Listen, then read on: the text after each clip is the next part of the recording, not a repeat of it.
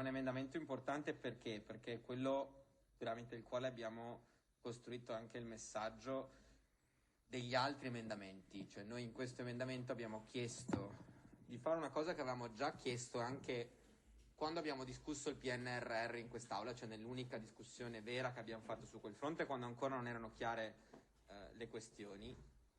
e in cui avevamo chiesto che la Regione del Veneto si dotasse di quello che noi avevamo chiamato Patto Veneto 2030, ma il titolo potevate sceglierlo voi, Veneto 2030 perché evidentemente il riferimento all'agenda ONU, ma di fatto il ragionamento di fondo alla base di questo emendamento è che per costruire il futuro di questa regione sia necessario mettere al tavolo insieme alla Giunta, insieme a chi ha il compito politico di guidare il Veneto, tutti gli attori sociali e tutte le forze della rappresentanza, per cui categorie, sindacati, università, camere di commercio, tutte le realtà che possono avere qualcosa da dire, che vanno messe insieme per disegnare un orizzonte di sviluppo.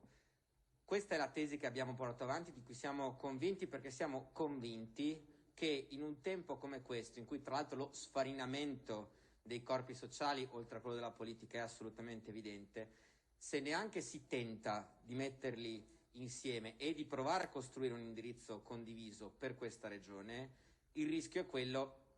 che si vada ciascuno per conto proprio. E invece in un momento straordinario come questo, in cui da un lato abbiamo da rilanciare una regione insieme al Paese e quindi sfruttare bene le risorse del PNRR, ma per sfruttarle bisogna prima attrarle.